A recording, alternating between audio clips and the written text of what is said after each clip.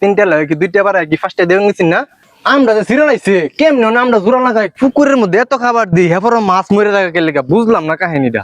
আব্বা ও আব্বা তাড়াতাড়ি বাইতে হুন বাইত কুটুম আইছে। হ্যাঁ কোন চালাইছে 2 দিন পরে পরে খালি দায় পরে বেড়াইতো খায় কাম নাই কোনো। আরে শালা না তো আপনার শ্বশুর আমার নানা আইছে। এই কইছি এ হোমন্দির পুতে 2 দিন পরে পরে কে লেগা পরে খায়ার লাগি বাজার করে টিয়া দেন বাজার করে নই গা। হেই তুই কি কইছিস এটা আমি কোনদিন বাজার করে দেখছি রে এ বাজার কি জিনিস এটা আমি কইতে মইতে পারি না। আমি তো জানি আপনি বাজার চিনেন না তাহলে পুকুরতে মাছ তুলে নিয়ে যাই। পুকুরেতে মাছ তুলবে এটা কি তোর বাইরের পুকুর পাইছস? আমি তো কোনোদিন পুকুরেতে মাছ তুলে খায়া দেখলাম না, একদিন বাজ্যে দেখলাম না কেমন লাগে। তুই এসে পুকুরেতে মাছ তুলতে? এই যে এত কিপটামি করেন এত টাকা পয়সা কেডা খাইবো? 2 দিন পরে যাবেন মইরা। ও মনে মনে দেই দো এই করতাছ যে আমি কোনদিন মরাম আর মইরা হারলে এই ফুসকুনিতে তেল তেলা মাছ তুললাম বাজ্যে খাইতাছি। এত সহজে আমি মরতাম না, এই ফুসকুনিতে মাছ তুললাম বেচাম তারপরে মরাম।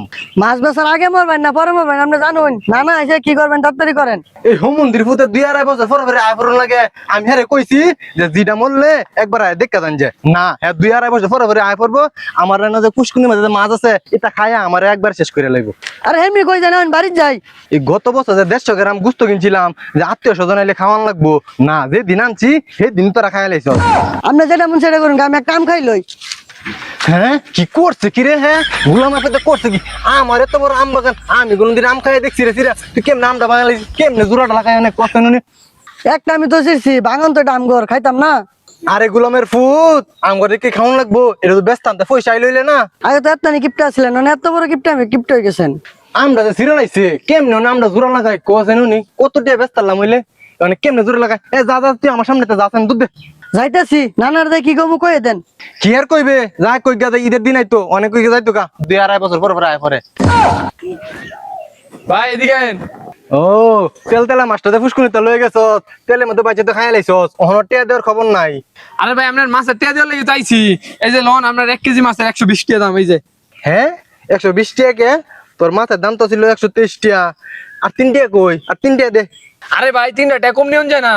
3 টাকা কি টাকা মনে হয় না? 3 টাকা কামাই করে দেখ 5 টাকা কামে যাইবো গা। ও কেমনে যে কম দিবে খালি হেসর যন্ত্র করস কে লেগা 3 টাকা লাগে কি 2 টাকা বাড়ায় কি ফার্স্টে দেবেন গেছিস না? ভাইরে ভাই এই 3টা টাকা আপনি ছাড় দিতে পারতাছেন না? আপনি কি জীবনে মরতেন না নাকি? ও এই চিন্তাই তো করতাছস আমি যদি মরি তাহলে তো 3 টাকা লুটে পুটে খাইতে পারবে। 3টা আবার লুটে পুটে খাই কেমনে? তোর মতন লোকের টান আমার মাছটা বেচাই ভুল হইছে। আপনার মতো বেটার কাছে আমার মাছ কিনাই ভুল হইছে। কটন বেচাটা ভুল হইছে আমার কিনাই ভুল হইছে। আমার টাকা দে 3 টাকা দে। ওখানে 3টা আপনি চাই দিয়ে আছেন। ও তুই কি মনে করছ আমি 3 টাকা ছাইরা দিছি? তুই এই 3 টাকা লাগে আমি সালিশ বসায়াম দরবার করাম প্রয়োজনে তোর নামে মামলা করাম তো এইটা আমার লাগবই। ভাই আপনার কাছে আমি মাপ চাই, আপনার কাছে আর কোনোদিন মাছ নিতাম না। আচ্ছা তুই মাছ না নে এখন আমার 3 টাকা দে।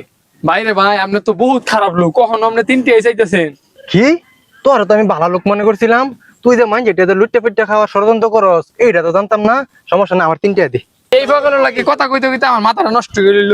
3টা দিয়ে আমি কোনদিন সময় পেলে একবার জায়গাটা দিয়ে আপনি। ও মাছ খাইতে স্বাদ লাগে আমার 3 টাকা দিয়ে স্বাদ লাগে না, এই 3 টাকা না পাইলে আমি সালিশ বসায়াম।